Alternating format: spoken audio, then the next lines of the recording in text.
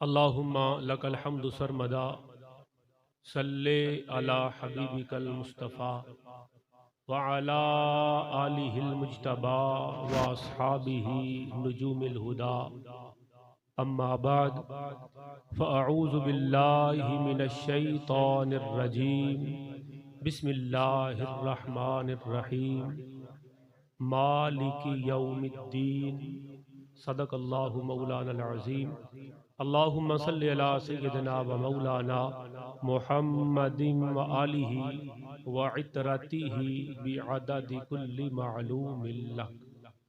अल्लाह रब्बुल इज़्ज़त की हम्दो सना, ताजदार मदीना सरूर कल्ब सीना अशरफुल अंबिया हज़रत मुहम्मद मुस्तफ़ा अलैहि तहिय्यतु वस्सना व सल्लल्लाहु तआला अलैहि व आलिहि वसल्लम की बारगाह अनवर में नात शरीफ और दुरूदो सलाम के गजरे और तोहफे पेश करने की सादत हासिल करने के बाद हाजी बशीर अहमद बराई साहब मरहूम आपकी रूह के इसाले सवाब के लिए सजाई गई इस महफिल पाक में आप अहबाब तशरीफ़ लाए, मैं हाज़िर हुआ। दुआ है रब्बे ज़ुल जलाल हमारी हाज़िरी अपनी बारगाह में कबूल फरमाए। इसकी बरकत से रब कादर करीम हमारी और मरहूम की बख्शिश, मगफरत और आफियत फरमाए। आमीन या इलाहल आलमीन। ये सूरतुल फातिहा की तीसरी आयत करीमा है जो मैंने तिलावत करने का शरफ हासिल किया। अल्लाह रब्बुल इज़्ज़त ने फरमाया मालिकी यौमिद्दीन। मज़मून आपके ज़हन में है अल्हम्दुलिल्लाहि रब्बिल आलमीन अर्रहमानिर रहीम मालिकी यौमिद्दीन।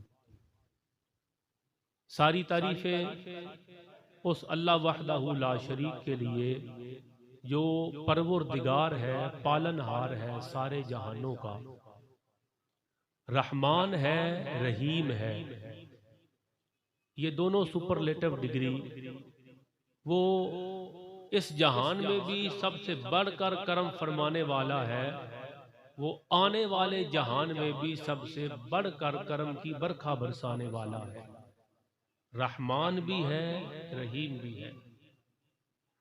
अब तीन अल्फाज ऐसे बोलकर रब, रहमान और रहीम, रब भी पालने वाला, परवरदिगार।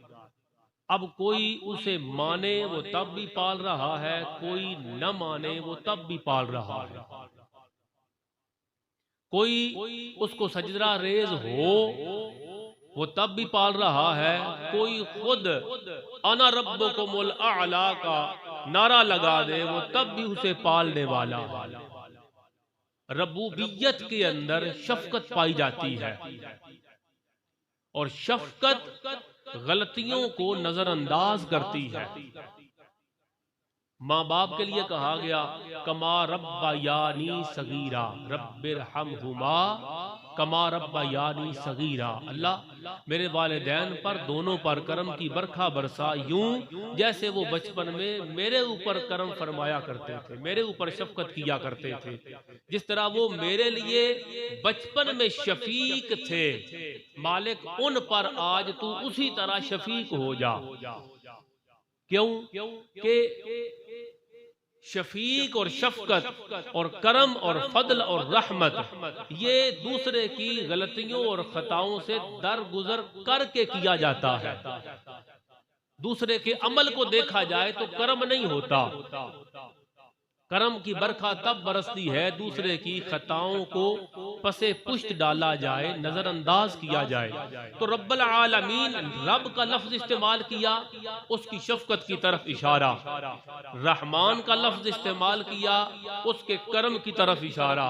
रहीम का लफ्ज इस्तेमाल किया पहली दो आयात में, उसकी शफकतों और नवाज़िशात की तरफ इशारा।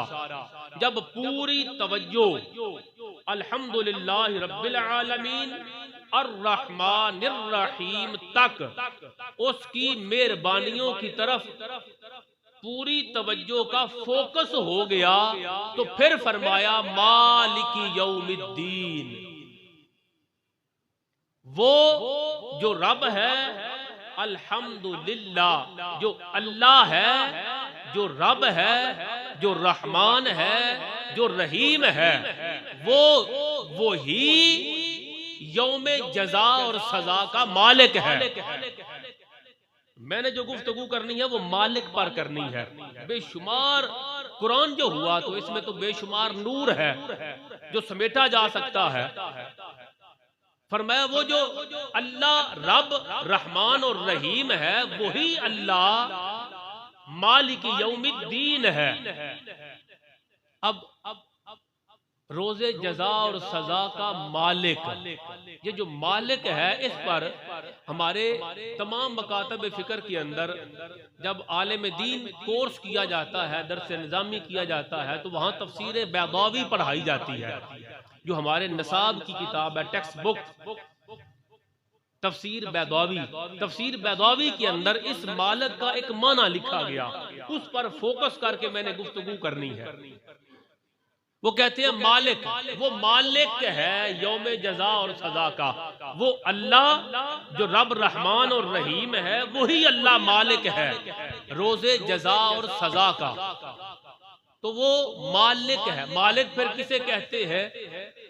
कहते हैं अल मालिकु हुवल मुतसर्रिफु फिल अयानिल ममलूका। मालिक कौन है? वो जजा और सजा के दिन का मालिक है। जजा और सजा, वो किसी को जजा दे वो मालिक है, वो किसी को सजा दे वो मालिक है, वो किसी को एक खता पर पकड़ ले वो मालिक है, किसी के पल्ले कोई नेकी नहीं बख्श दे वो मालिक है। मालिक का मीनिंग ही ये है अल मालिकु हुवल मुतसर्रिफु फिल अयानिल ममलूका। जो ममलूका है उसकी, जो जेरे तसर्रुफ है उसके, उस पर उसका पूरा पूरा कब्जा भी है और इख्तियार भी है। वो उस पर उसका पूरा कब्जा भी है और इख्तियार भी है। आप जमींदार लोग हैं, जानते हैं कभी कब्जा तो होता है, इख्तियार नहीं होता, कोई स्टे ले आता है। मालिक तो मलकियत कामिल ना हुई, कामिल होती तो कब्जा भी होता, इख्तियार भी होता। फिर कब्जे छुड़ाने के लिए बड़े काम किए जाते हैं। तो कब्जा कभी होता है, इख्तियार नहीं होता। मगर मालिक उसे कहते हैं अल मालिक हुवल, अल मालिक वो है जो ममलूका पर काबिज भी हो, इख्तियार भी हो। हुवल मुतसर्रिफ, जो उस पर तसर्रुफ कर सके, तसर्रुफ हो उसका, और जिसका तसर्रुफ हो उसे फिर रोका नहीं जा सकता। जिसका तसर्रुफ हो उसे रोका नहीं जा सकता। अब जब वो मालिक है यौमे जजा और सजा का, तो हम ये जो कुल सत्ता, दस्सा, चालिया, साल बरसी और बहाने बहाने से मरहूम के लिए जमा हो जाते हैं, हालांकि हमें इल्म होता है कि जो दुनिया से रुखसत हुआ जाने वाला हर फर्द और हर मुसलमान वो सारी नमाजें पढ़ के नहीं गया, वो सारे रोजे रख के नहीं गया, वो पूरी कामिल इत्तिबाए रसूल करके नहीं गया। हमें इल्म होता है, फिर भी जमा हो जाते हैं। जनाजे से लेकर कुल सत्ता, दस्सा, चालिया तक बार बार आते हैं, टाइम निकाल के आते हैं, वुजू करके आते हैं, नियत और इरादे से आते हैं। क्यों जा रहे हो? कहते हैं दुआ के लिए जा रहे हैं, दुआ के लिए। आज कुल की दुआ है, आज सत्ते की दुआ है, आज 10वें की दुआ है, आज 40वें की दुआ। भाई सारे क्यों बार बार आ जाते हो? एक ही वजह है, सारे जानते हैं कि जाने वाला तो गुनाहगार था, मगर जिसके पास जा रहे हैं, जिसकी बारगाह में दुआ के लिए जा रहे हैं, वो मालिकी यौमिद्दीन है, वो मालिक है। मालिक का मतलब ही ये है, चाहे तो बख्श दे और चाहे तो पकड़ ले। अल मालिक हुवल मुतसर्रिफ, वो तो मुतसर्रिफ है फिल अयानिल ममलूका, उसका पूरा पूरा कब्जा और इख्तियार है। वो किसी को बख्श दे तो दस्ते कुदरत को पकड़ने वाला कोई नहीं, वो किसी को पकड़ ले तो छुड़ाने वाला। इसके लिए बेशुमार वाकयात हदीस के अंदर। यानी एक उम्मीद की किरण है जो हमें बार बार जमा करती है कि चलो जाने वाला तो गुनाहगार था, हम भी तो गुनाहगार हैं। आओ एक ऐसी रीत डालें, आओ एक ऐसी रीत डाले कि जाने वाला गुनाहगार क्यों ना हो, उसके गुनाहों की तरफ न देखा जाए। जिस मालिक की बारगाह में हाजिर हो गया है उसके इख्तियार को देखा जाए, वो चाहे तो बख्श दे।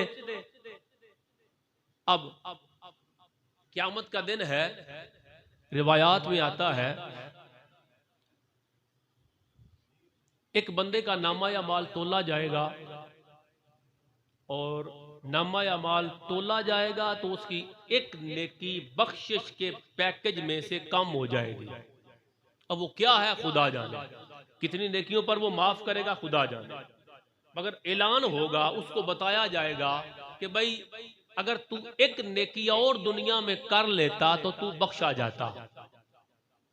अब तेरे पल्ले एक नेकी कम है तो तोला गया, अब तू दोज़ख का हकदार। अब वो तो जानता है कि मेरे माँ बाप तो मेरे साथ बड़ा प्यार करते थे, उन्होंने हलाल हराम क्या कुछ नहीं मुझे खिलाया, तो एक नेकी नहीं देंगे। मेरी माँ, मेरा बाप, मेरी बीवी, मेरी औलाद, मेरे दोस्त, मेरे यार, जिन्ना लई तू पाप कमाए किथे ने तेरे कर दे। भाई क्या कुछ नहीं किया मैंने उनके लिए, तो जिनके लिए क्या कुछ किया। मालिक की बारगाह में अर्ज करेगा, मालिक मुझे इजाजत दे, अगर एक नेकी कम है तो मैं एक नेकी अभी किसी से ले आता हूं। वो मालिक है, वो जानता है, वो दिलों के भेद भी जानता है, वो अमाल के नताइज को भी जानता है। ये तौहीद है।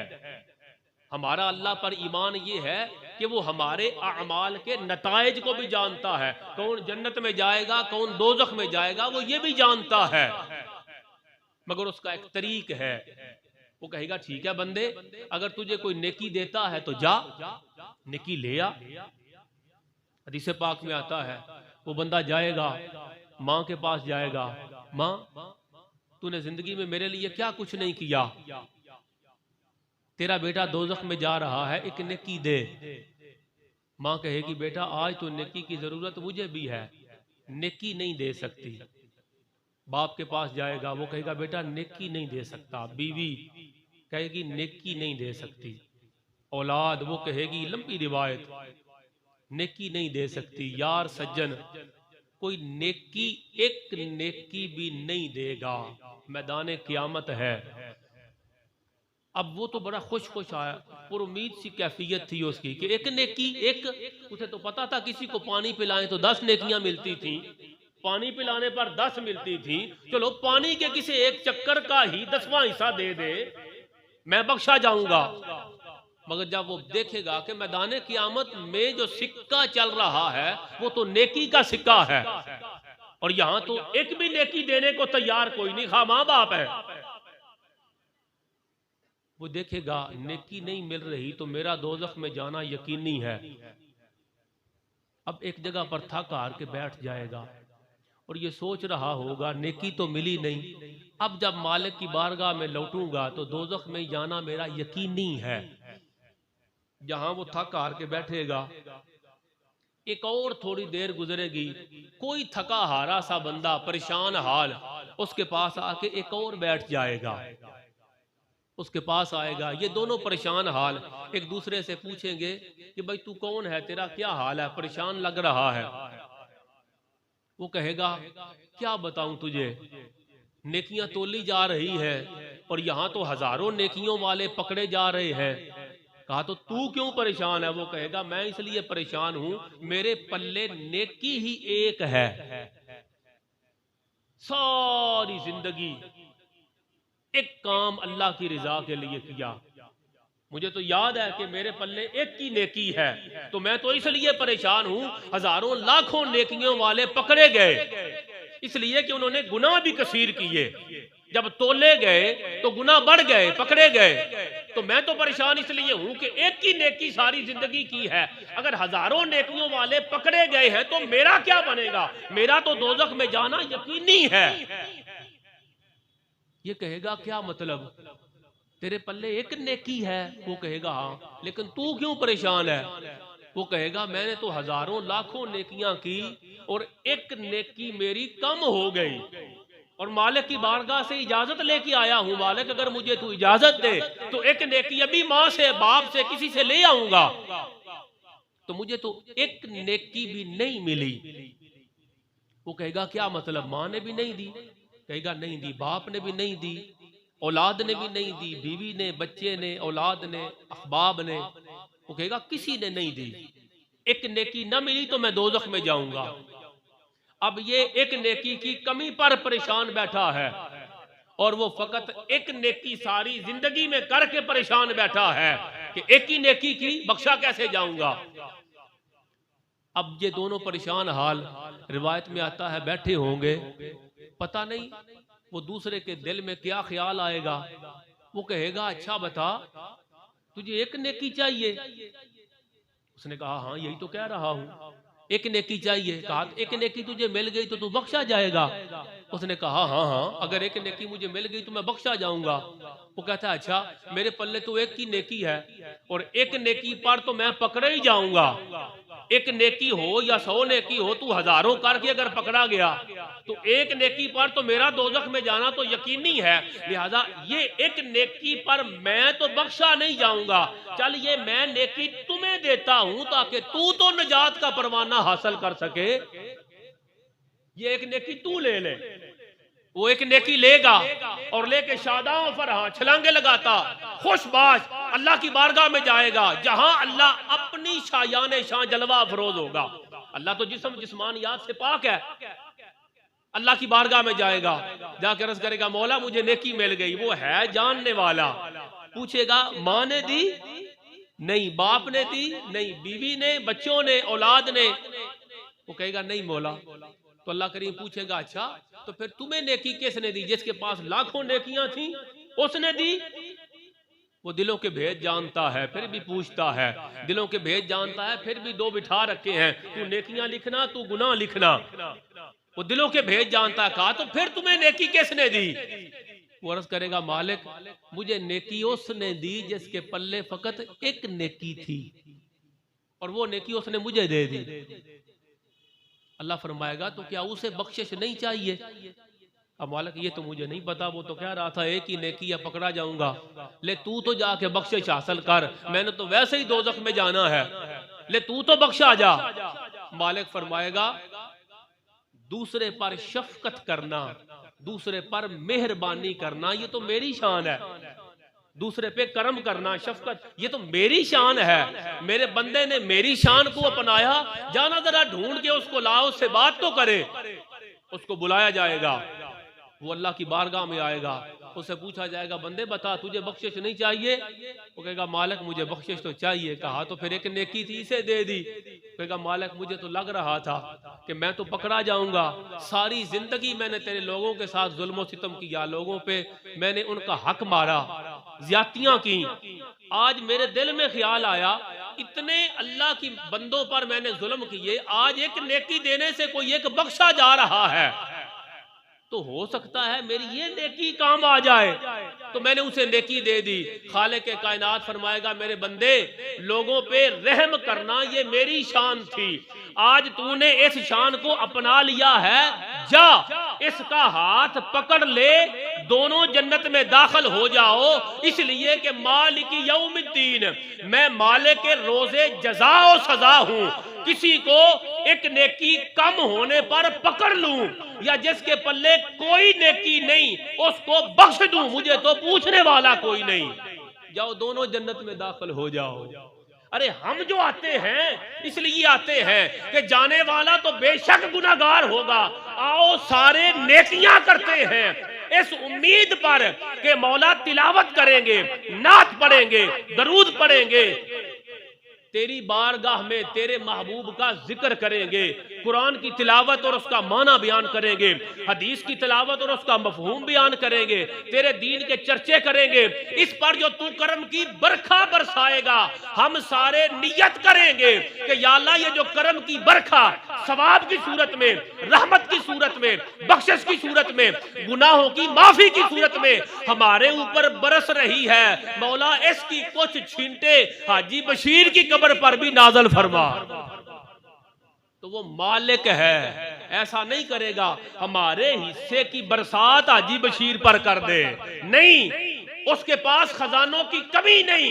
वो जितनी करम की बरखा मेरे ऊपर फरमाएगा, जितनी रहमत की बरसात आप पर फरमाएगा, उसी तरह करम वो हाजी बशीर अहमद वरैठ की कब्र पर भी बरसाएगा।